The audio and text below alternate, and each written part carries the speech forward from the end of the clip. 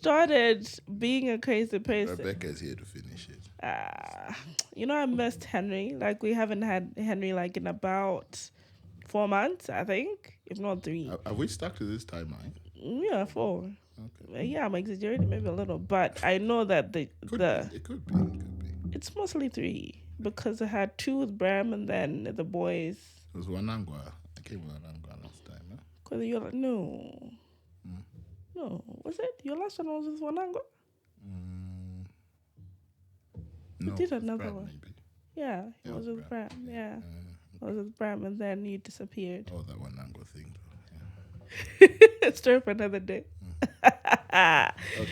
If you can remember in the last episode, I talked about how I wanted Henry back. And well, I got Henry back. I bribed him, first of all. I went to his office last month.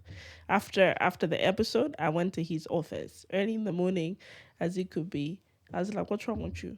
You don't love us anymore, right? No. So True love. Podcastmalawi, Angle Dimension, Henry. True. But it's been like 4 months, bruh. You didn't even show up. You were just leaving me to the vultures, like Bram and the boys.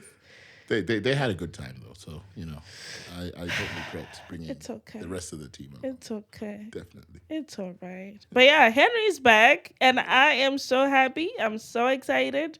I mean, we can keep the banter going as usual because I miss that. He brings the fire in the studio. And he likes to take over my baby most of the times. So I also think I missed that a little bit. Me always trying to be on his neck, like, why are you trying to take over? Right? So it's a little fight. That counts. Our love is in the fights. Exactly. Yeah, it is. No, happy to be here. Yeah? Yeah. Talk tech, life.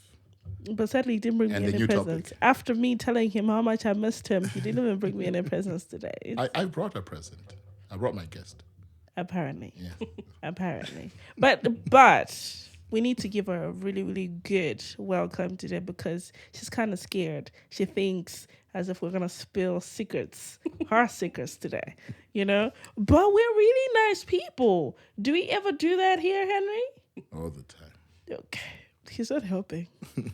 Like I told you, like Henry, yeah, it's okay.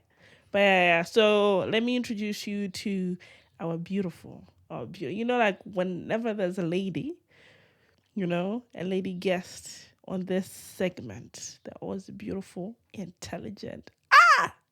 You know what? She has a lot of accolades under her belt. If you can Google her, because I did. I mean, Henry did tell me to do that. I was like, I'm not going to do that. It's like, you should see who she is and all that. I was like, you know what? He's scaring me about that. So I really did. I was like, God damn, woman is fancy. Woman is like, God, whoa, right?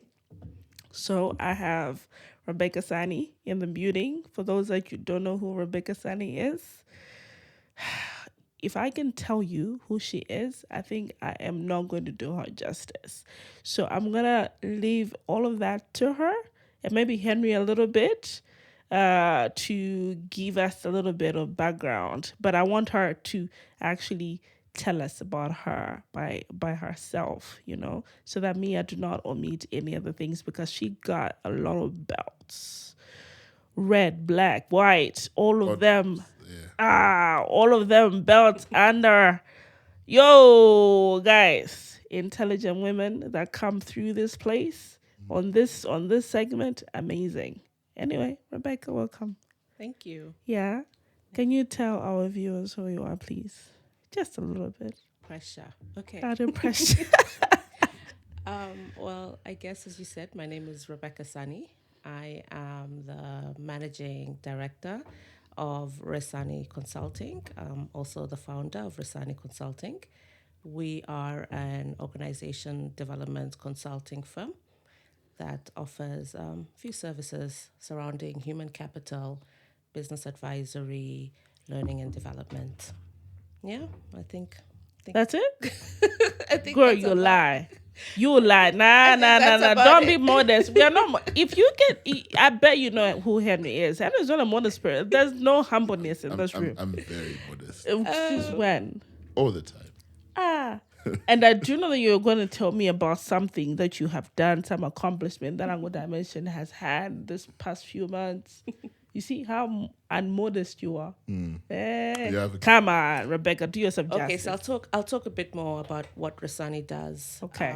So under human capital management, we manage certain teams across Malawi, where there's companies that have outsourced the human resource departments to us. And so we do all things HR under human capital. Not just Malawi, though. Not just Malawi. Yeah, no, and we are incorporated in other countries as well. Yes, but I'll get to that. I'll get to that. So go on. Under human capital development, we do trainings, helping people develop soft skills surrounding topics like customer service and leadership. We, I would say, I've trained over 1,000 people in the last few years. We work with small companies all the way up to banks and, big institutions. We have a recruitment department. Through our recruitment department, we have companies in Malawi that come to us when they have vacancies, so they don't want to deal with the whole process of advertising, looking through CVs. So they just come and say, hey, listen, we're looking for an accountant or we're looking for a salesperson. We created a portal 2 years ago, which I worked with a developer to create. And job seekers can go on the portal and they can register accounts, and they can also apply for jobs that we are contracted to fill. So we currently have 3,000 registered users that are using our portal. And we do have recruitments that we do for companies across the country. Some companies want to advertise, want us to do the advertising. Others just say, look, can you just headhunt for us? And we go on the market and we find we've helped a lot of people find jobs. But on the other side, we know that the job market is so tight in Malawi. So we have people who come to us and they're like, look, I'm struggling. I've been looking for a job and I haven't found a job. So we do CV editing. We do coaching, which is one of my favorite parts, where we work with people to support them in either helping them rise in their career, or if they've been job hunting for like a year, they haven't found a job, we work with them to help them get the job that they need.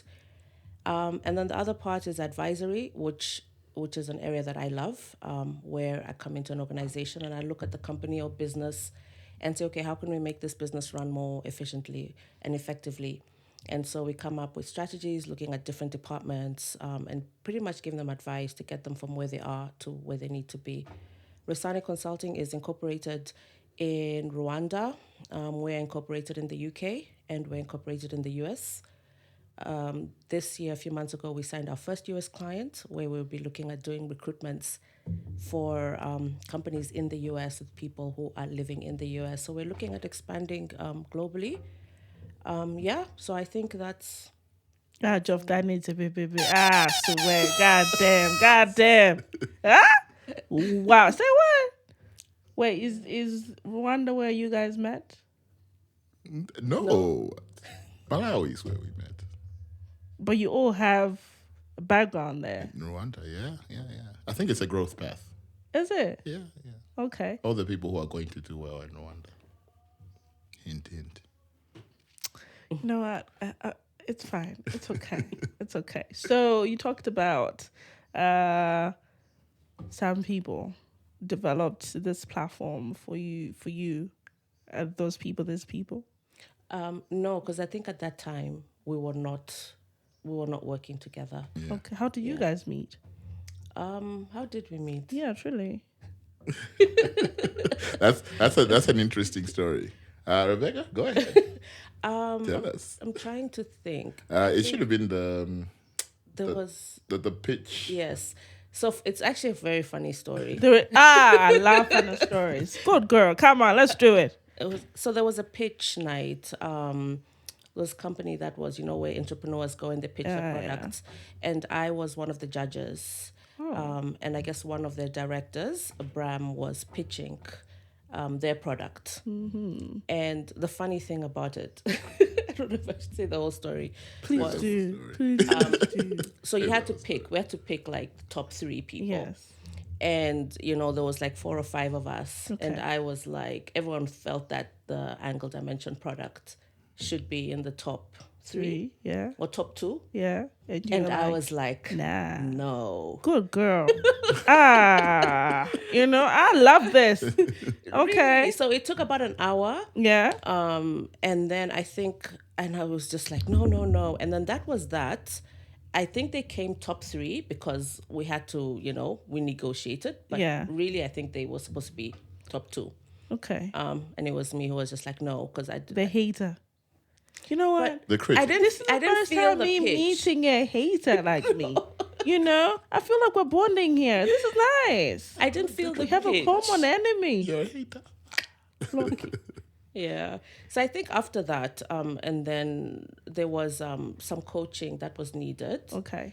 So they had reached out to say, oh, could we meet to discuss? I actually didn't realize it was, the same. Until at some point, I think just before the meeting, it kind of clicked. Like, oh, crap.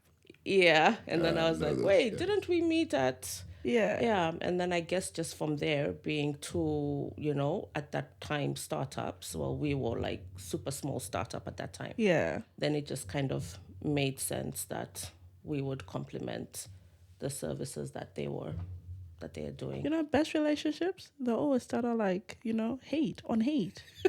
Best relationships always start like that. Look at us.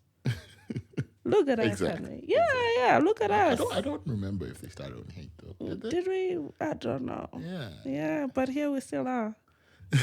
Going strong. Here we are. Exactly. Yeah, and you are still going strong. So how long was this? How many years was this? This should be that. 4 years. Yeah. Huh? Whoa.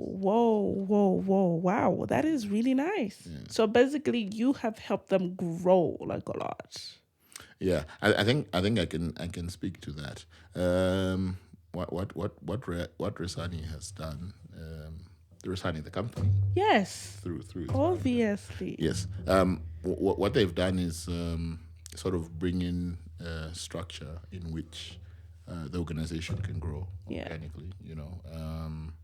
When you're looking at a lot of, especially the smaller Malawian-owned businesses, I think there's this negative perception that, if you work for this person at this Malawian company, if they don't like you, they can get rid of you tomorrow. Mm-hmm. And so for us, I think it was important to sort of like tell our story, to say that we're here to serve the Malawian market, and growth should become a part of the core of the business, and let the people feel that they can come to this place and grow. And so what Resani did is sort of come in and put like a due process within the organization, and then also you would have someone sort of outside you co-founders who's looking at your company from a 10,000 mile top view of this is how you are looking strategically. Now this is from a human capital people standpoint. Yeah. Like these are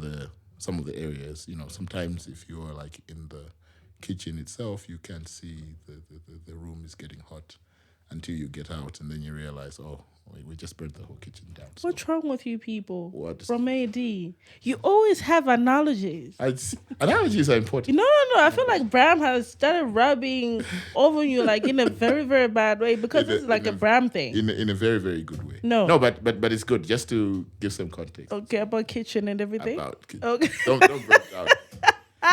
But still, I think it's always good. Like people see like auditing firms in a bad, negative light, generally speaking. Yes. But if you think about what they're sort of trying to do, they're trying to point out some things that maybe you're not seeing on a day-to-day basis. Yeah. And if you follow their guidelines and advice, you get better over time. All right. I'm not going to do another analogy, but thank you. Maybe later. that sort of Resani came to that, brought in that other third angle, we should say. All right. At looking at how do you grow the organization, maybe not necessarily from a profitability standpoint, which is what we do, and technology, but also from a people standpoint. Yes. Because if you look at what we call a system, everyone's always like, we have a system A, B, and so on. And so to us, what a system is. This is from a technology standpoint. It is the software, of course. That's what people would know a system by. Yeah. But there's also the processes. Yes. And finally, people. Yeah. So if any of these three fail, the system will fail. Yeah. Right? You can have the best software in the world, but no one knows how to use a mouse or a keyboard. They're not going to do much. And in the same way, you can have the good software, people who know how to use it, but maybe there isn't like this right way of doing something. If something goes wrong, what are some of the procedures? So that brings in the process. So if you're looking at the human capital development standpoint, there's also had to be someone who had to come in and say, okay, you grow, but also for your people, this is some of the areas that you can focus on to grow the team. And obviously, long run, then, that reciprocates, comes back to increased profitability for the company and sustainability as well. Okay. Yeah. All right. Maybe you might be wondering why we're all talking about growth. Resani, Rebecca is in the building and all of that. I think it all comes down to the topic that we have today. Because, for the past months, we've been struggling with topics. Every time we talk to Bram runs away from coming up with a topic. It's a different story with Henry. Henry, his brain is magnificent. You call him like, bruh, it's you and me this month. So what are we going to do? It's like, Within a second, man's come up with a topic. Within the 5 minutes, he has a guest, right? It's always beautiful. So our topic today is scaling up and developing talents in Malawi from startup to established technology company. That's why you are busy hearing him talking about growth. It's important to have a system, a very good system, and having somebody else to actually help with that. That's why we have Rebecca in here, because she is that guru on that human capital side of things and helping companies to grow, build systems, whether it's human, mostly it's human, right? Yeah, as she has already stated in her, portfolio, right? So that's what we're talking about today. Scaling up. Why is it so important to scale up? Especially when you're a startup, as an entrepreneur, as a company. Why is it so important to scale up? Right? Growth is always important. We all need to grow. I mean, we're all born in this world and we all grow up till we die, apparently. So it's the same thing as in a company. It's always important that we always have to thrive for growth, to scale up and all of that. And there are people that are equipped for that job, hence Rebecca in the building. Henry, I know you guys are tech people. Like, I know that you do not really deal very nicely with human capital and everything. All you know is ones and zeros, right? So I can understand why probably you needed somebody, but then give me a little bit of background. Like, why exactly did you have to bring in Resani consultants to actually help you in your scaling up? Okay. Yeah. Yeah. That's sort of that's a good question. I think if analogies again, but when you're when you're growing up, So when you're growing up, there are all these things that kids do. You go through various stages, I think, in life as a human being, of course. So if I was 10 years old and someone gave me a car to drive, I may not necessarily, be ready for it. Instead, I would have to, grow up a bit and go through the process where they teach you how to drive, and you go through driving school, so the whole process, and then you get a driving license. Then finally, when you're of age, you can sort of drive the car. So coming back to starting a company, I mean, we literally built this company from the ground up, from literally nothing that it was. So we started as four co-founders. And so 4 co-founders are just sitting in a room somewhere, get some furniture in there. In a garage. Yeah, in a garage, exactly. Actually, one of the first desks that we got, the 4-seater, is still there, still exists until today. Very nice. And it has some history and continues to create more memories. Yeah. And brilliant people who've come in and sort of have contributed positively. Yeah, but so being that time where we are just the 4 co-founders, I think if you're going to survive, you learn very quickly that you have to be everything. You have to be the messenger, the janitor sometimes, Yes. the accountant. You have to do your taxes yourself. I mean, you can stay without doing these things, but if you don't do them, then you find yourself in trouble and all that. And so where we got to a point where we said, okay, I think this thing is kind of taking off, but in order for us to get from where we are now to a place where we can say we've grown by 5 times or 10 times, we need to bring in people. And so we did exactly just that. And as you say, we specialize in ones and zeros, maybe 5s as well. Okay. Ones and zeros. Yeah, let's stick to that. Yeah.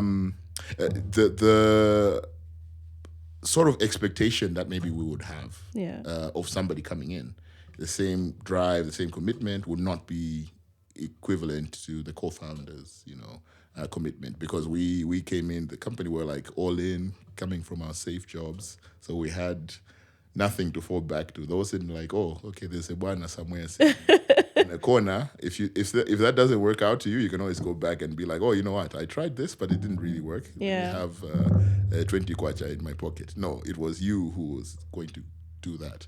And so when someone comes, I think your level of patience, understanding, maybe perhaps may not be aligned with the market.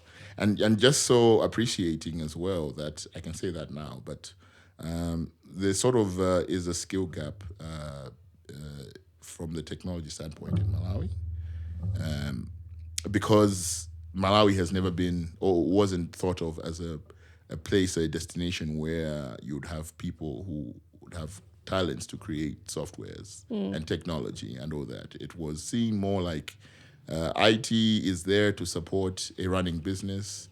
It's the guys who run with cables in the bank. It's the guys who type the other people's documents, or they can fix your proposals. But sort of beyond that, as thought leaders, as creators and equal contributors within the development of the country, that wasn't really something that was seen in the Malawi context. So the skills would naturally align themselves to whatever it is that is hiring at that time. If you are in Seychelles, which is like known for its tax haven, status, I imagine there should be a lot of accountants there and auditors there. So the people who are there when they're growing up, they'll obviously aspire to become very good accountants. Yeah. Just like here, Malawi's got strong presence with accountants. So coming back to us, that sort of created a bigger gap, because anyone else that we were getting, the skills were not aligned to what we wanted. And then at the same time, because of the gap that I mentioned, our competitors were not Malawian companies. They were companies from Kenya. Because all these banks, they get companies from Kenya, from India, and all that. Their level of the standards, they're much higher than us. And so for us to be able to deliver, we have to work at that pace. And I think here you're sort of seen as being a bit extreme if you're working at that pace. Okay. So I think Rani sort of came in to say, okay, much as you're going to grow and you'd have people, what's the structure for growth? What does somebody look like when they join the organization? What about career progression, promotions, or if there's some bad behavior going on, what is the due process? How do you correct that? And sort of this thing. So I think it was sort of like bringing in a structure which allows now the kid who was growing up with the growing pains to be able to grow organically. Yeah. Okay, now it's time to to invest and go to college and go for that PhD. And coming back to that analogy with organization, it's time to start having a team. Actually, how do you have a team? Yeah.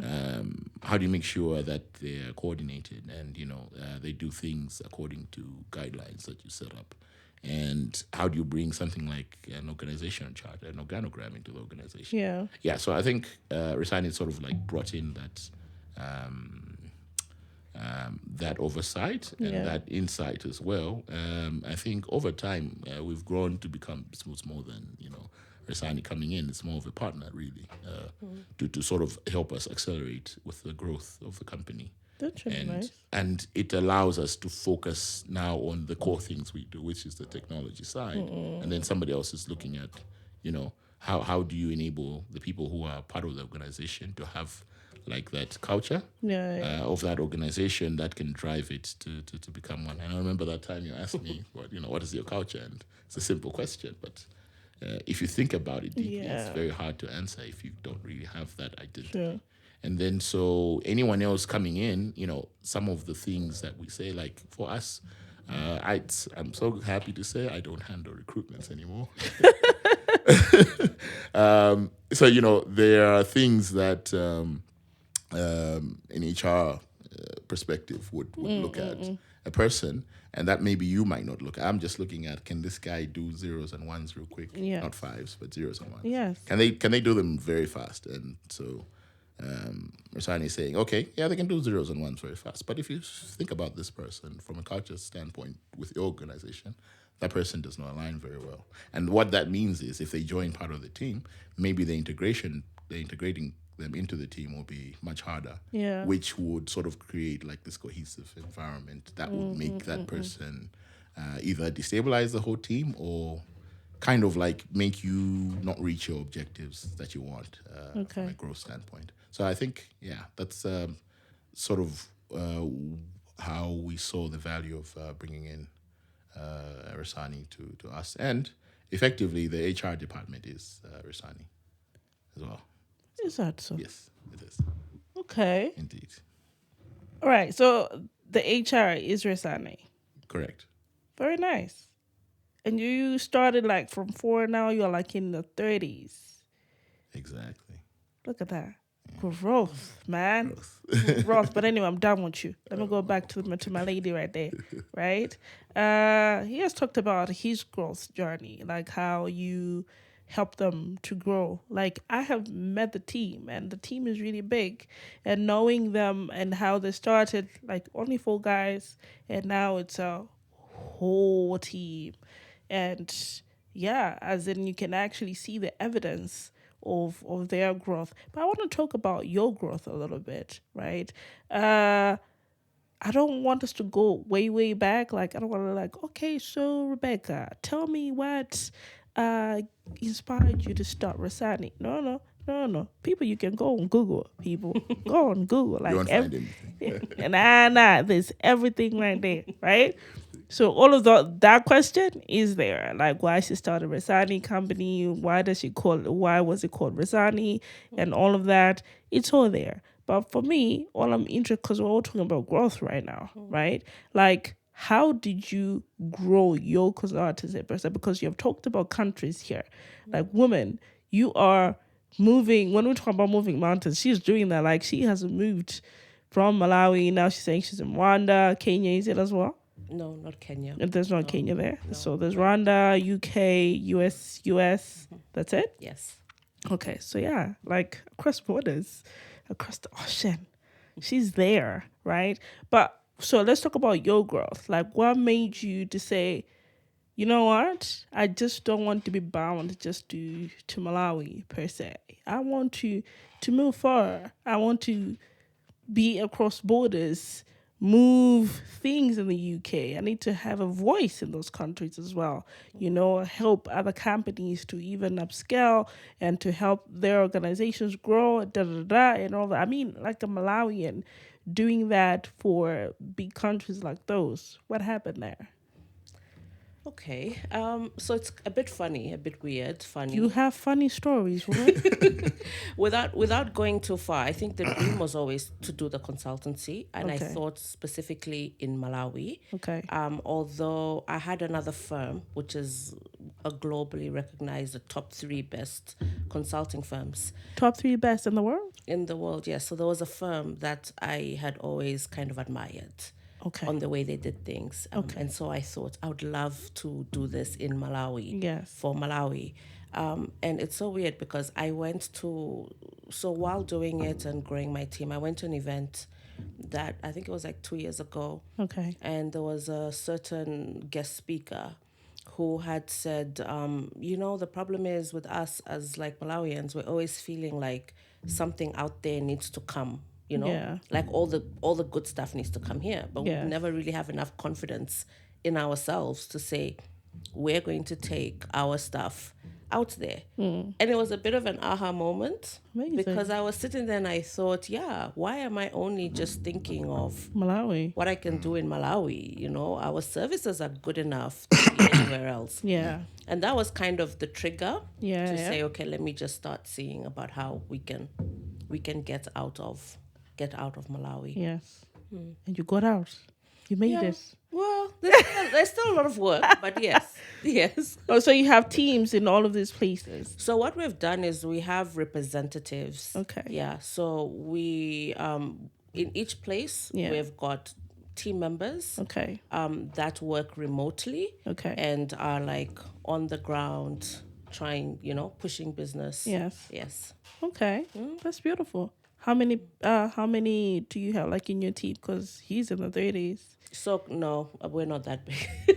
So currently we are about 6. Okay. Yeah. So I have a team of 6 that are in Malawi. Okay. And then we have 2, 3, 4, so like a representative in each country. Okay. Except in Rwanda, where we have one representative and we're bringing on another representative. That is really nice. Yeah. You know what? After this, we should talk like, how did you do it?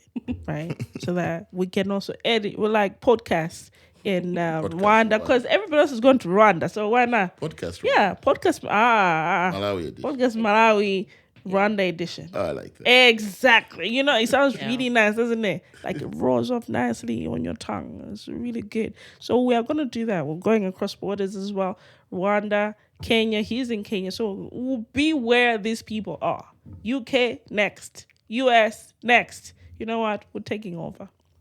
That's what we're going to do. So, all right. Talking about upscaling, are there any challenges? Like the challenges that you meet when you are helping different organizations to upscale? There's a lot of challenges. There is? I'm like, how many hours do we have? You know what? Before we You don't listen. before we go to the others, let's start with them. This one. So Henry's not here, by the way. It's just you and me. Yeah. The challenges. Do you want us to go there? Let's go. Anyway, just wrap it up. Look, I don't want to get in trouble with Henry. I'll speak generically. Thank you. Because You'll Henry kill me later on. He touched on a lot of very good points that you mentioned. I think the first challenge is when you're joining in to come in as, let's say, the HR or the consulting company. Yes. In a new company that is growing. Yes, they have an idea they know where they want to go.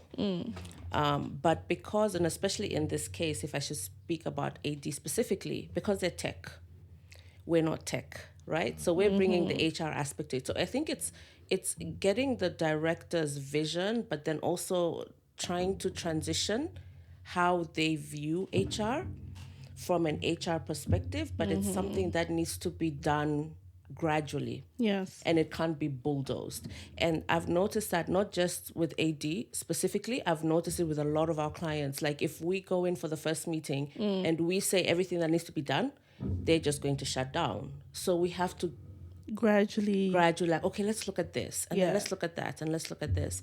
And like the culture question that Henry had mentioned. Yeah. When he said, when you asked me, it was one of our first meetings, and I think there was the three directors. No, I want to go there. Like, I really want to know what your culture is. But let her, she has to finish first, and then we'll be back with that question. Yeah. And then I asked, and I was like, what is your culture?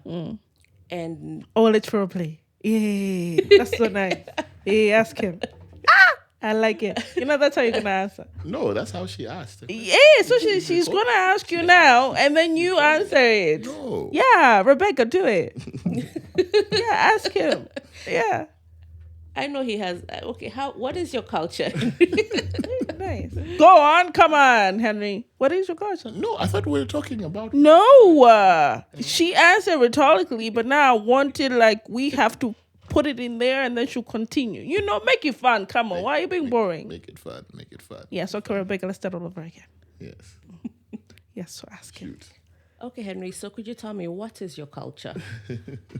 I like this question. Yeah, our culture is it has this sort of persona of the person who we want people who are self-driven,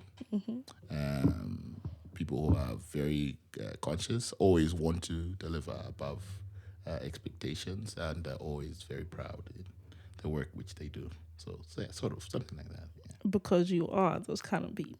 Yeah. Yeah. Always. Self-driven. In You my like humble what you opinion. do? There's no humbleness there. All right, proceed. So she asked you that question. Did he answer it like that? No. So at that point, no, at that time there was no answer.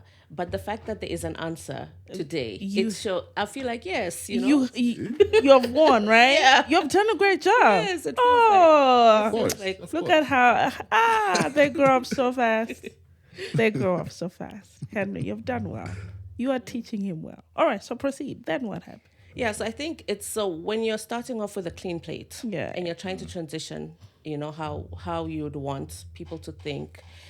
It takes time, and I think the challenge in that is to reach that end point. I think another challenge as well is when we're coming in, we're looking at two sides to this. So we're looking at what is the vision of the founders or co-founders. Where do they want to take it? And yes, they want to look at, productivity, and they want the team members to be happy. But then we are also looking at it from the side of the team. Mm-hmm. So there's that two-prong where we need to say, okay, what is the current team they have? And is this the team that's going to get them there? And what needs to be done? In addition, when we talk about culture and environment, one of the things that we want to do is we want to create an environment where people will thrive and enjoy coming to work. It's not just about, this needs to be done, or micromanagement. And then I would probably say another challenge that we're faced in scaling up, I think it's receptiveness to suggestions. Okay. But I feel like with AD, because I'm speaking, we work with so many companies, but I feel like with AD that hasn't been as much of a challenge. Yeah. Because they've always kind of been willing to listen. And I know sometimes they think I'm, crazy. Yeah. And I can see in the facial expressions and But they're also crazy people. I think that's why they listen to you a little bit. Yeah. So crazy recognizes crazy, and then it just flows together. Yeah. But you can see that kind of like, what is she on? Yeah. And then after some time, they'll be like, remember when you said that? It Yeah. didn't really make sense. But all in all, I think companies are now more than ever realizing that we want to grow. And the thing I always say about growth, which I think is the major challenge, unless you have the foundation to maintain that growth, your house is going to crumble. And a lot of companies are so sales focused. It's all about sales. It's yes, let's get this, let's get more. We're making money. And they think because they're making a lot of money, Yeah. it's all good. Okay. But using analogies, I guess, we're building. You know what? I think it's also the culture of the segment. There's always a lot of analogies, so I'm okay with it. Let's roll with them.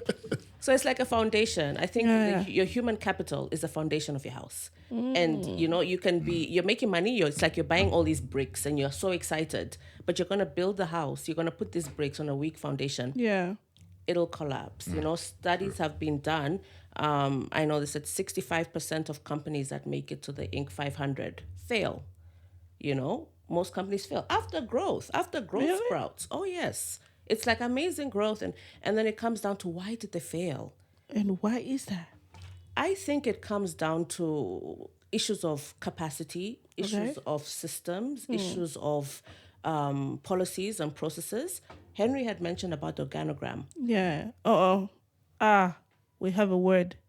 You know what? We're used, right? Every time we have an episode, there's always a word. What is that? You started it. You What does wanted that to mean? say- But that's for you. Okay, so an organogram is pretty much it's a layout Okay. of all the roles, like the current roles in the organization, Okay. and the hierarchy, depending on what you decide to take, who reports to who, what position. It's an organizational chart. Simple. Layman's terms, right? We're layman's here, right? It's okay. So Henry had mentioned about organogram. I think organogram is so important when talking about scaling up because when you look at an organogram, Yeah. a lot of us will think, okay, I have my company, so there's me, president, Yeah. and then there's the manager, Yeah. and then there's, and we use it more like for today. But the fact is that organogram will show us the path that we need to go. Because if you're looking ahead and you're like, okay, so like you said, podcast Malawi, Rwanda. Exactly. Say it again. Say it again. And you should add a baby there because we're coming, Wanda. We're coming. Say it again. Yeah. Podcast Malawi, Rwanda. Icho. Okay. Yeah. Rwanda edition. Yes, Rwanda edition. So you look at that and you're Yeah. like, what's that going to look like? Yes. Okay, that's going to need 3 more people. And so when you have that planned, you know what you're working towards, Yeah. and then you start looking at your capacity. And then there's a level of succession planning. So for us, we want to ensure that AD from the human capital stand is running constantly. So beyond just the team, it's Yeah. who's the understudy. If there's a person who is, let's say, in one role, who's under that person and who's under that person. So I think these are just different challenges. I think many companies are talking about growth, but they're not looking at all of this. It's just kwachas, millions are coming, yay, we're growing. But no, the work needs to be done to really solidify. Yeah, to putting in the right systems and all of those Yeah. things, organograms and all of that. I hope I said it right. You did. I did. That you being fancy. I know, right? And it sounded really nice. Okay, so systems are very important for growth, right? So you guys, you're solid in your systems. You ain't falling anytime soon. Yeah, but I don't think there's like 100% perfect. This is the world after all. So, but I think we're sort of ready for the next stage. Yeah. In like organizations that are in, let's say, in a regulated industry, that structure is sort of put there for you. So if you a bank, for example, then the regulator states that you need to have this auditor and that person and this compliance person. If you don't have, they tell you no, we will revoke your license because you don't have that. And I think for those ones, it kind of helps them to have the structure in place. Okay. Because if you want to start a bank tomorrow, there's a blueprint for it already. And I think for us, there wasn't one for a technology company in Malawi, especially. And that has got a profound impact on how long technology companies last. Yeah. And we've seen them come and go over the years. I think they're just like a handful that have done 10, 20 years. Yeah. Cycle. But a lot of them usually cycle around consultancy 5 years or partners, co-founders, directors ended up doing this to each other and they never grow. And so that's not for nothing. There has to be an underlying reason there. So I think having this is more like a lifeline for the company as well. Because, again, that's a very important question. What does the company look like 10 years from now? Yeah. So if you have that structure in place to say, this is where we want to be. Yeah. Right now, maybe we're here. We haven't filled all these positions, all these roles. Yeah. If this person stays here for the next 5 years, this is where we expect them to be. And so somebody else will come under that. I think without this sort of structure in place, it's very difficult to do that. You can do it, but it's probably difficult because then you also kind of mix a bit your vision, or you don't relay your vision to the employees who come and join you because they don't know as well. But if you're all following in structure, they can all see that you can see. Yeah. Yeah. So it's sort of like double-edged sword that is guiding both of you towards a common goal, right? So yeah, I think For growth, yes, we are happy with where we are now. We probably need to look at some things we can improve. There's always something you need to improve. That's what I was saying. Like it's not always 100%. But I think we are on the right path. Okay. We are on a good trajectory. So yeah, definitely. I think Rani was the medicine that the doctor ordered. Oh, that is nice. Yeah. That is very beautiful. Yeah. You Can want I to add? just add to when you said about the learning that it's never it continues. Yeah. So I just wanted to add continuous development. Oh. Yeah. Yeah. We're still learning, yeah? Yeah. Yeah, we're still learning. But then going back to culture, how are you able to foster your culture, right? And then mixing your culture with innovation, because you guys are like tech. So obviously you always have to keep on innovating and all of that. But then fostering innovation within your team so that you're all moving with the same goal. How are you able to achieve that? Yeah. That's a really good question. You know, I always have good questions, Henry. always. Always. Sometimes. No. Definitely. Always. Always. Yeah. So like a long time ago, to say you're going to bring someone on board and they join your organization, Yeah. it is the expectation that this person has joined you. You had a pain point or, something you want someone to look at so that you can focus on something else. Yeah, they need to start delivering value tomorrow as quick as possible, even today, if that's possible. But really, what does that look like? How do you clone your brain, your state of mind today and give it to someone who hasn't been there? They don't have 5 years of context like you do. They haven't met they don't have your experiences and all that. And often these are young people coming in, so they don't really have any experience at all. There's no reference point for them. Yeah. And so you're going to be expecting a lot from them, probably. You probably be expecting them to give you a 2025 Mbumba. But they haven't even run for mayor before. So the thing that happened was a lot of assumptions, but because we look at what are the curriculums that are being taught in the colleges, and so we see it and we say, oh, okay, based on what we do for the technology side, these are the things that we want someone to have the skills according to the curriculum. They have them. But I think maybe we didn't probe into how much did they spend during their formidable years, the time they were learning. So what that tended to do, it tended to sort of misalign the expectations side, and then versus like the delivery side. So over time, what we've done is we've developed like our own curriculums within the organization to say, if someone comes in on this role, these are the things we believe they would like to know. So we have like an onboarding process, an onboarding time period, like let's say it can be 3 months or 1 month. Rani will say, good practices, best practices. Someone needs to come in, be on probation. So we'll fuse in these things together. Okay. We know the probation period is 3 months. Can you do something within that period that can make someone learn also as well? Make them understand the things that we expect. Okay. Yeah. And so when they go through that with various assessments, then we know that they're at the level that we need them to be. If they don't, they're sort of, we'll let it run through the course of the probation. Okay. That means maybe they'll transition out or they'll stay. So I think that in itself brings someone to sort of adjust their mindset in the way they look at things. And so, to sort of keep up with the rest of the team, you always have to think, okay, what can I do better? How can I improve this process? So that is a good foundation for innovation. In like an innovative culture.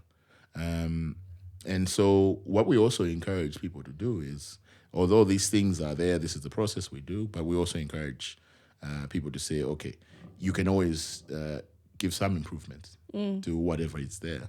Of course, you will be scrutinized. We'll have a back and forth. But if what you're saying makes sense, we should be able to take on board and adjust. And so a lot of people have seen it enough times to see that, okay, these guys are really serious or being for real in what they're saying. And so I think when you sort of join the organization over time, everybody sort of, even I've seen the teams, they even line up expectations to the new person, like, this is how you sort of need to be. And I think that's good. It's a good organic way to sort of drive that, as opposed to us saying top down, or listen, this is, you need to do this. Yeah, I've actually seen that. processes. I've actually seen that in action within your team. Like, Yeah. if you hear them talk, like, if you can go back to the previous episode that we did with the boys, because I like calling them the boys anyway. It's not sexist at all. No, it's not. Not at all. And they love it. Apparently, they do love it. So if you can go back to that episode, you can notice how they talk alike, Like, there is that in their language, it's like they're speaking one thing, like this one, yes, he's in, what is the UX? UI, UX. That one.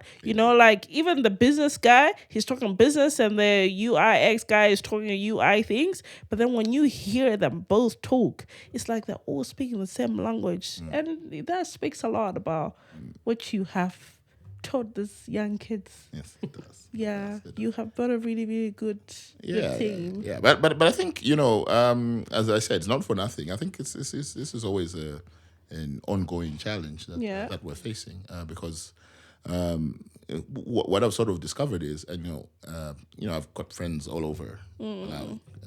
Blessed to have a lot of friends, which is always good. And a few friends in academia section. You try to check on them, like, listen, we have these people from your institutions that are coming in, but they're not able to deliver. What's the problem? Yeah. And so they gave me an interesting context that I never thought about at the time, to say that, okay, actually, when they're coming into our institutions, we also have a problem with them. So we're going back to the secondary school and asking, what were you teaching these guys? So they seem to be a challenge in building the foundation. And so a lot of this job that you do, almost assumes, to a fault, right, that your foundation is already solid. Yes. We're not going to think you cannot add 5 plus 5, because what are you doing here? Yeah. And that's what is happening, though. They can add 5 plus 5. No, now you're like, okay, do 5 times 5, and you can't do 5 plus 5. So Yeah.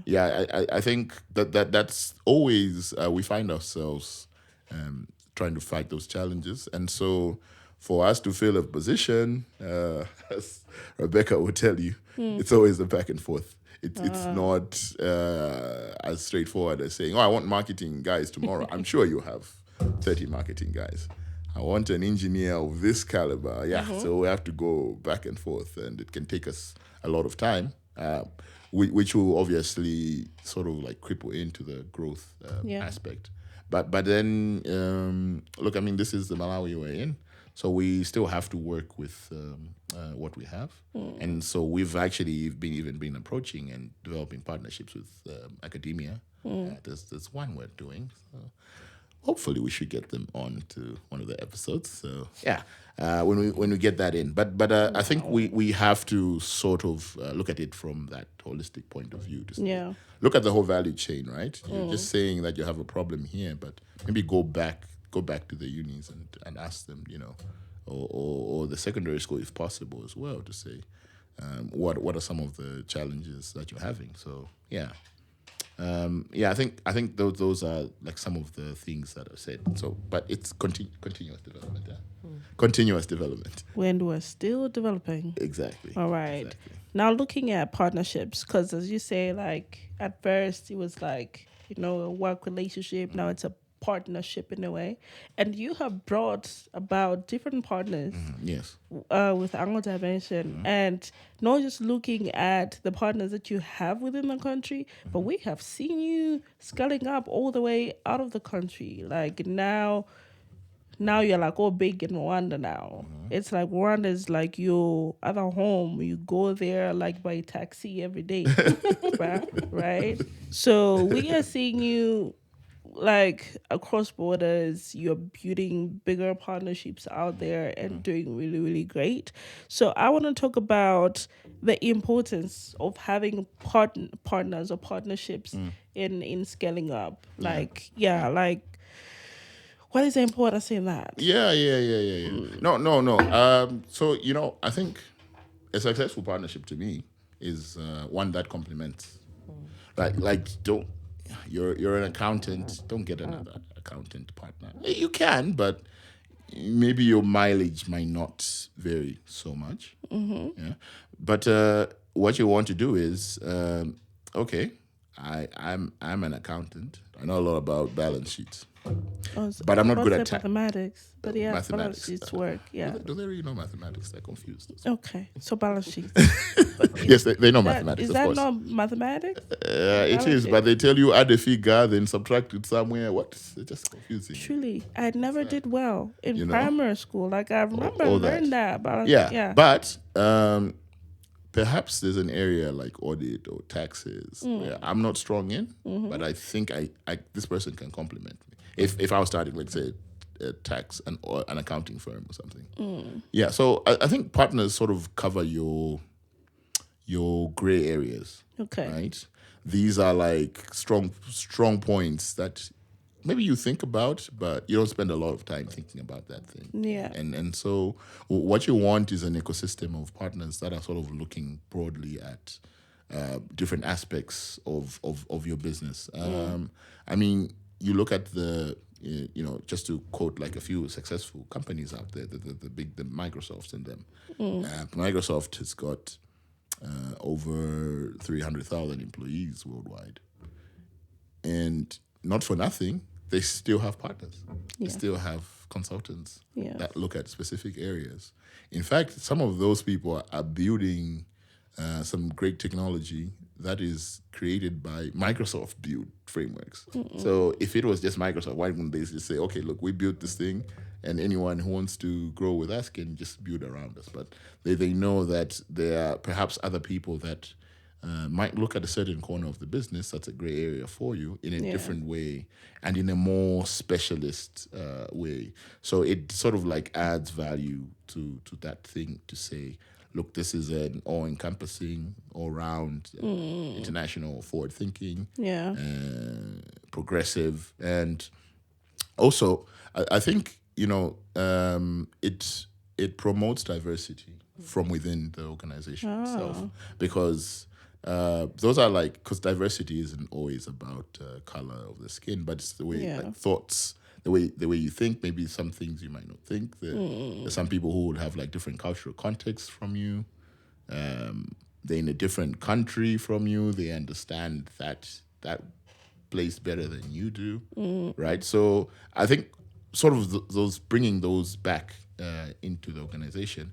Definitely, diversity is a good recipe for growth that you need to have and you need to think about. And so either you can build it yourself, come up with 20 billion kwacha if you have, or you can already just find partners who are already strong in those spaces. Okay. And partner together. And as I said, that type of partnership is sort of complementing because they're growing in those areas and you sort of focus in your core areas as well. So you're not stepping on each other's toes, so to speak. Yeah. But maybe, I don't know, Rebecca, you can also add. Yeah. Like, because you guys are all part of this growth because you are growing your company. You are helping him grow. I mean, are you also helping her grow? They are, yes. Yeah.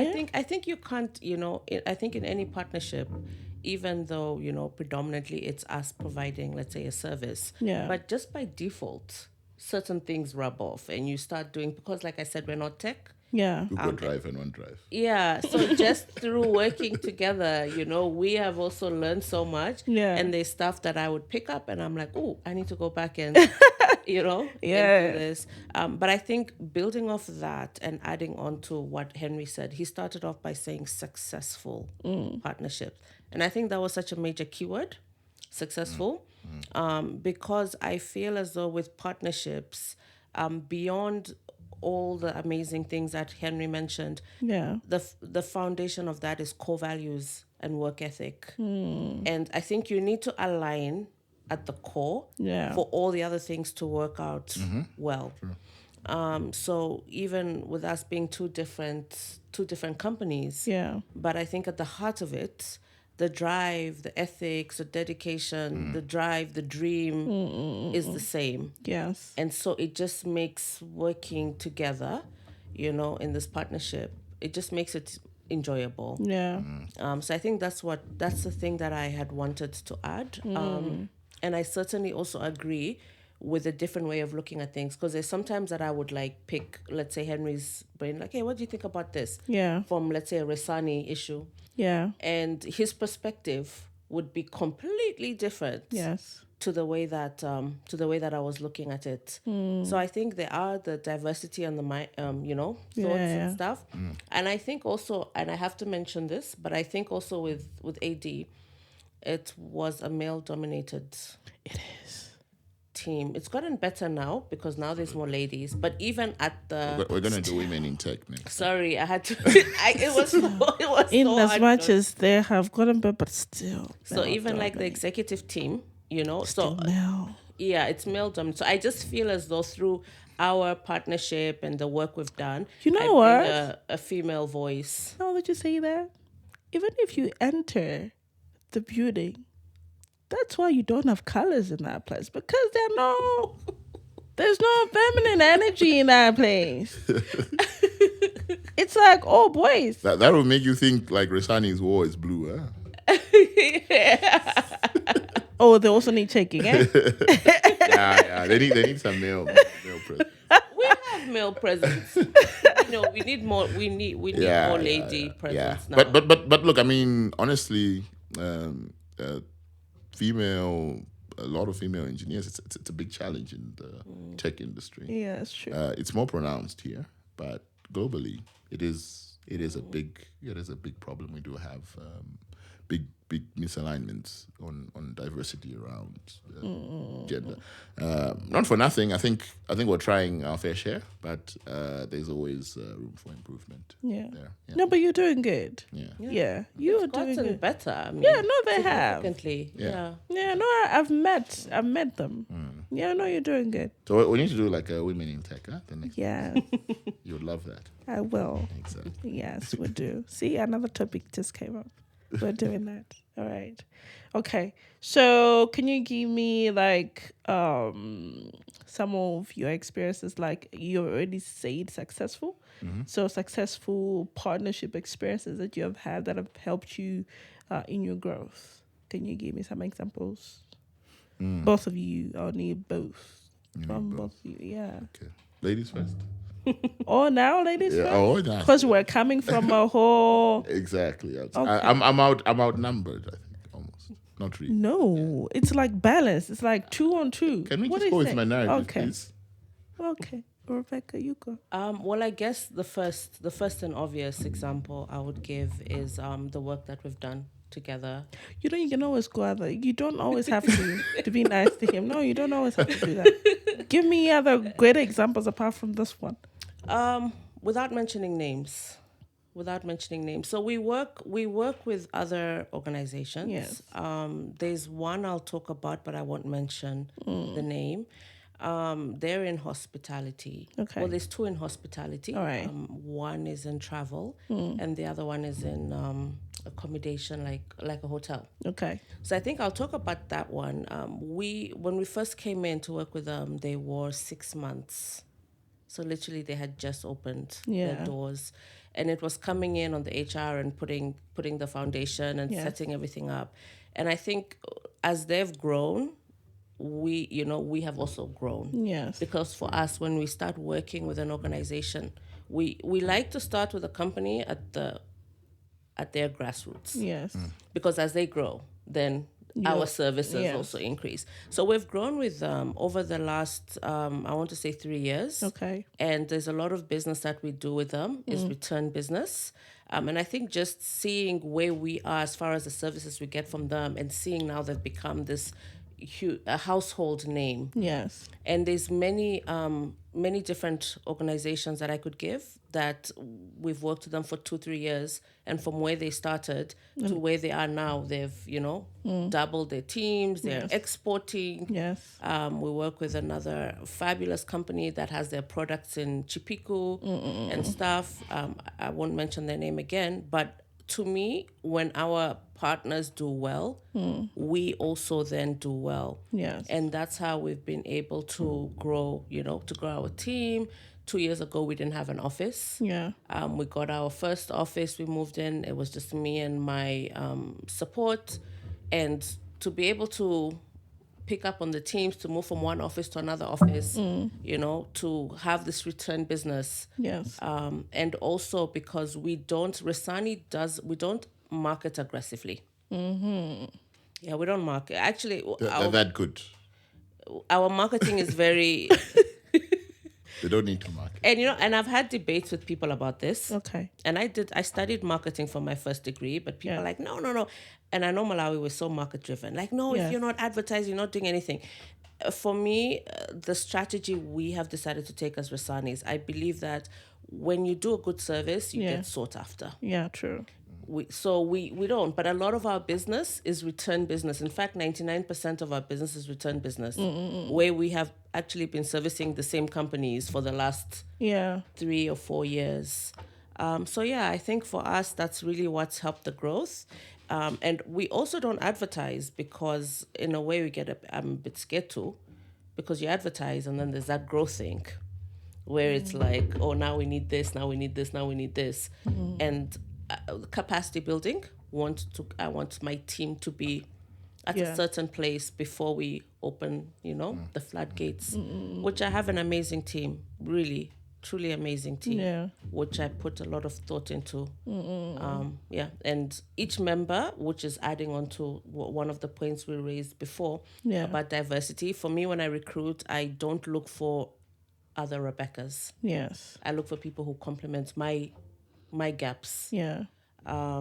So yeah, I think it's a strategy we use in our recruitment, and it's a strategy we've used for our team, and we're just so happy to see our partners, AD and all the other companies we work with, just grow tremendously, because then they come back to us and they're like, hey, no one gave us time when we were nobody. You guys have been with us through the thick of things. Now we have this amazing opportunity and we trust you to move forward. And I think that's the key word with everything that we're talking about as far as partnerships. It's trust, a level of trust. They trust the work they're going to get. They trust in the confidentiality that whatever is shared through the work isn't just divulged, you know, recklessly out there. So yeah, it's been pivotal in our growth. Okay. No, you said ladies first. Okay. Can I steal some of your lines? You can. Where she said they don't advertise. I think we also sort of came from that. Okay. Don't advertise too many things. Successful partnerships. I'm not allowed to say Resani, but I'll still say Resani. just to warm it up. Okay. Yeah. So just to start, but then you need to move. Yeah. Yeah. No. And you know, sometimes maybe success doesn't always look at. Oh, okay, it can look at profitability, but also I feel like bringing in things like a growth mindset. Yes. And, maybe just sort of being self-conscious about your surroundings. Being more empathetic towards how does this business work? How do people grow? I think Rasani has sort of brought that. Yeah. Has brought that into executive leadership within AD, right? It's a thing that some of the things we knew already, but I think it puts a lot of things into perspective. So the way we plan and execute might be different. Of course, now, if you want numbers, yes, you have more than quadrupled the team, isn't it? From what you found it. I think the time that they came, people were, you found 5 or 6 people leaving, one after the other, for one different reason or the other. So, what were you doing to them? Yeah. Good question, innit? Good question. Yeah, but it's okay. I know you. And and so now we've more than like quadrupled the team. You and have. I mean even the teams that is here now, in more ways than others. Not completely, but in more ways than others. In terms of like the effectiveness, I think we've seen a lot more effective teams going on, especially to the part where they sort of align to what the organization needs. Yes. Yeah. and so I think Resani has been a strong partner in that. Beyond Resani? this is what you're looking for. Yeah. Beyond that, I think I've got a few, ones that come to my mind, but I think one of my favorite ones is where we came in with a strategic partnership with one of our clients, and I call them clients. Clients are a loose term, but I think they're more of a strategic partners. Okay. And so they're an international conglomerate, and I talked about earlier how Malawi was never really seen as a destination for technology Yes. and growth. And I think ever since we've sort of come in, it's created this positive light on Malawi from this conglomerate standpoint, from their other regions that they operate in, where they're talking about, okay, we want to work on the next innovation for this market, Yeah. the East African market. Can you talk to the team in Malawi and learn how they did this part?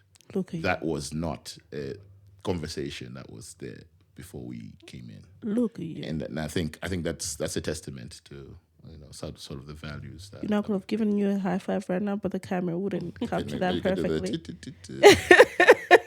Exactly. Right.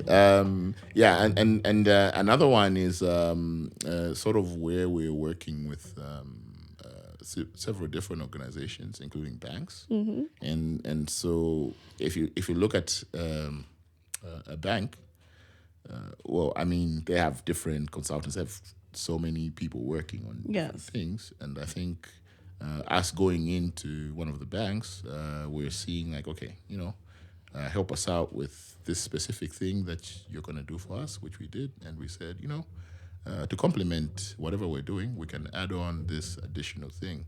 And so over the years, we've been thought of more of a partner than really another consultant coming in. Yeah. They even informally joke by calling us the staff. They're like, oh, you guys are staff. Oh, you want to do X and Y. Oh, yeah, but you're just staff. Don't worry. Just ask X and Y boss. But, much as they're joking, I'm very sure feel they don't necessarily have that same sort of conversation with other clients. And the only way is not because you smile at people. You can smile at people all you want, but your teeth will go rotten and they won't like you anymore. But it's because of the strong value that we've brought them when we joined, and then we going into some of the things that we were doing. Initially, it felt like but initially we took a loss, favored less of the money, and we were coming in more as, listen, let's solve this pain point problem of yours. And so while we're there in the organization, we started seeing other pain points to say, okay, you know what, you have this, you have that. We know it's usually money with the way they do business with other consultants and service providers. But for us, we say, okay, listen, let's have a proof of concept. Give us 3 months. We're not going to charge you anything. And we'll do the thing. We'll see if it solves the problem. If it doesn't, then no loss for you. We'll go back to our ways. And we don't go back. Wait, what happened? You ever done that for me? What do you need? Like, What do you need? it's okay. Let's continue. Podcastmalawi Rwanda edition? Yeah. I think we can talk about that. Yeah. And then the other one is the government of Malawi, this is the Ministry of Health during the COVID-19 pandemic. And so there was a call out for a community, call to the community to express or to help out with, that time we can sort of say during the COVID time, obviously the unsung heroes were the nurses and the medical professionals who were risking their lives, literally. That's not even like a joke, but that's not even like overstating the fact. They're risking their lives for the survival of the human race as it was during that pandemic, People stopped going out. Everybody was locked in, but these people had to still get up, go work in the hospitals, because if you have a very extreme case of COVID,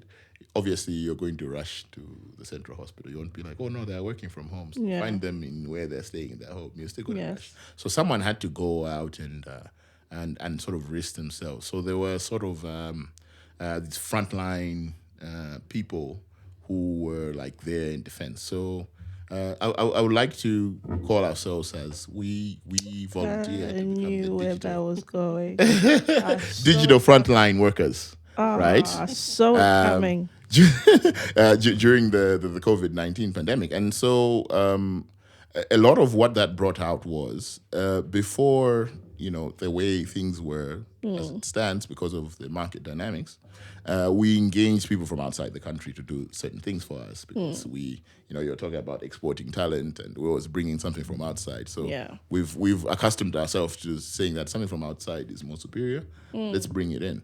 But that time, there was no choice. Everybody was under lockdown mandates and all that. They couldn't move. So we did a very, I think we performed. And that time we worked for free. You see, this was volunteering services.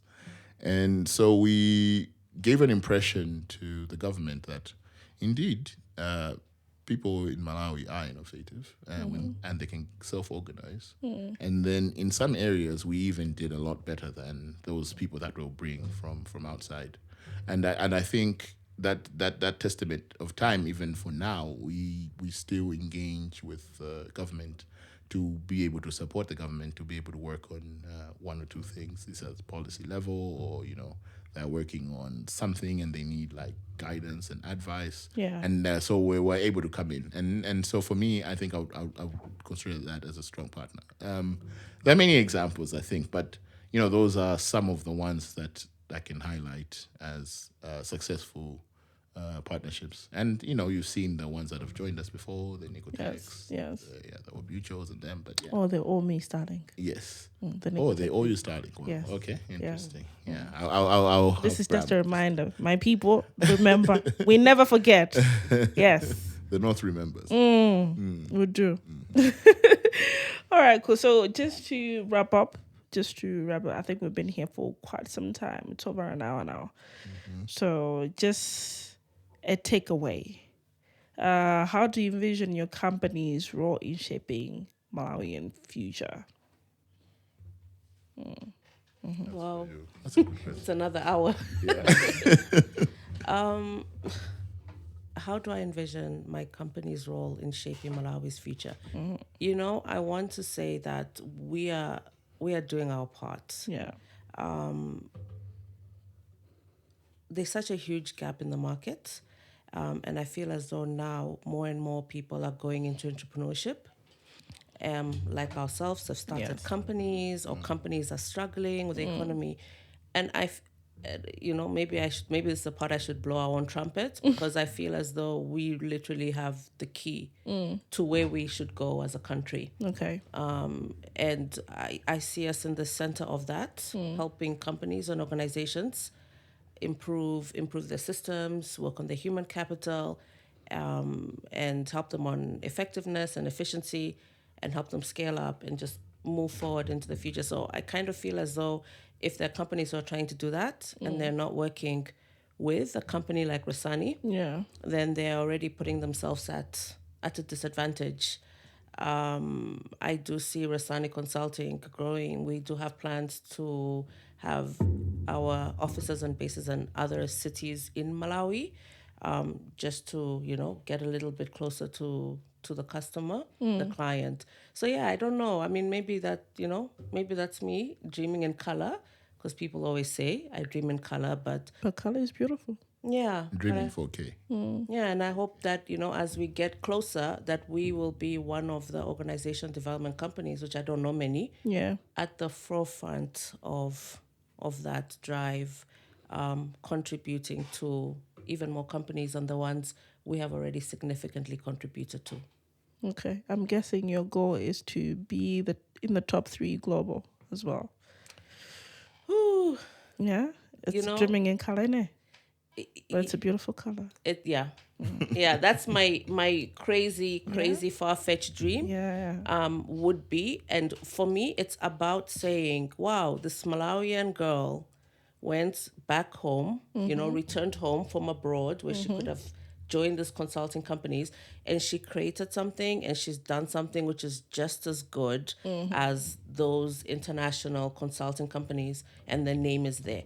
That's my lifetime goal. If I can do that, then yeah.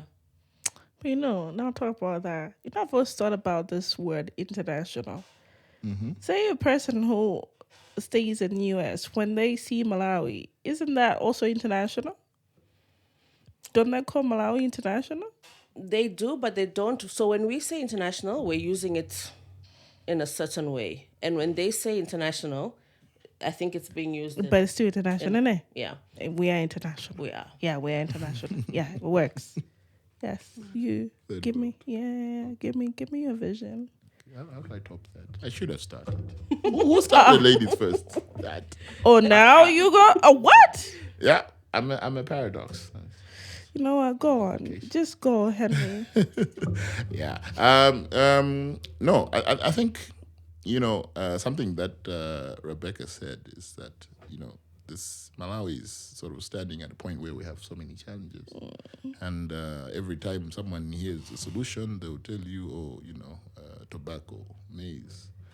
That is still fine. But I think I would also like us to be a center of excellence for exporting technology as an output for the country. Yeah. Yeah. In the same way that when we sell the raw material, the commodities to earn forex, we need to be able to export talent to be able to earn forex. And what I'm saying is not far fetched already, because you're seeing countries like Kenya that doing that, Rwanda to some extent is doing that, where they are sort of getting. I know, like the government of Canada and Germany, they've signed agreements where they're coming to Kenya and actually getting talent there and exporting it. And that is some of the ways in which they are earning forex, because the impact of direct foreign injection that goes through diaspora network is far greater than a development partner saying, World Bank sending you $200 million does not mean you get $200 million, right? And you won't get it today or tomorrow. But if the diaspora network has mobilized $200 million, most of it will go directly into the banking system. So I think for us, because the thing about talent acquisition, or these, Canada or whoever coming into Kenya, is because somebody has created that perception that this place is good. Kenya's got bad engineers. It's got great engineers. It's got engineers that are as good as here. Yeah. Sometimes, worse. But there's enough drive to say Kenya has become a technology hub for Africa that somebody has believed it over time. Yeah. And I think the only way we can be able to change our narrative is to be able to drive these stories throughout some of the things that we're doing. So if you see a lot of positive impact within a certain part of Africa called Malawi, Ango Dimension has done this milestone, I think long term that could be good. Yeah. For us, and it will help in driving that sort of narrative. I think that's the impact that ultimately I would like to see for myself. Dreaming in I don't know how many colors that is. 5? 5K? Maybe 5K. Okay. Or 8K now. We have 8K now. So so I think that's sort of as a takeaway message, because I know we can go on forever. Yes, forever. But this is some of the things that we'd like to see. And so we need to be able to reach a certain point where we're talking about, last year we earned $1 billion of Forex. $400 million was from talent export from technology. And I think, that will certainly get us a seat at the table. Yeah.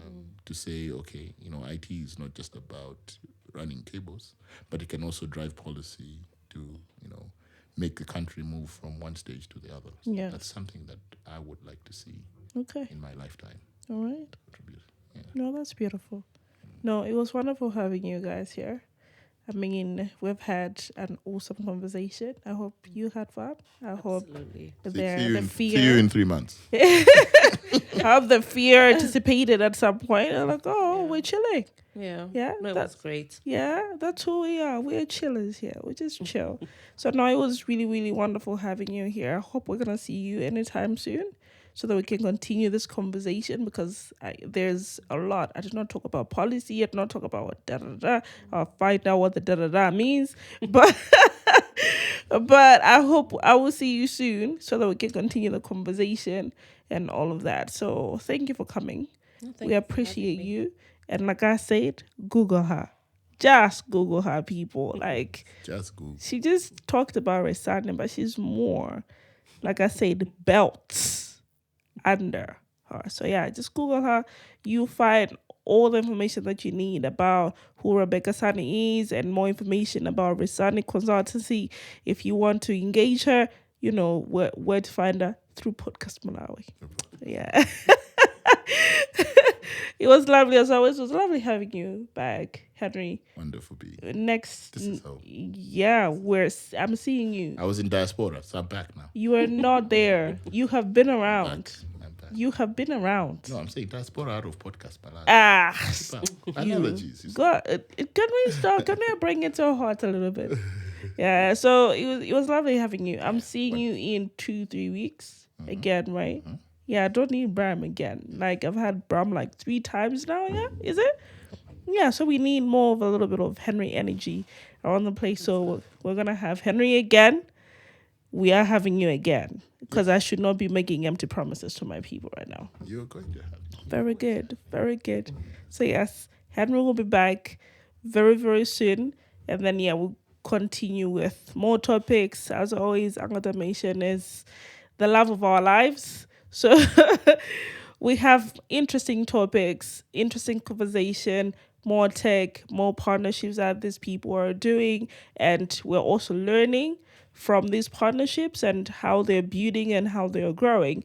And we'll continue to keep on learning on this segment. So until next time, you're always with me, Gertrude Gugu Mlanga, the Gugu Master, the one and only, you know. So yeah, I'll see you next time. Ciao.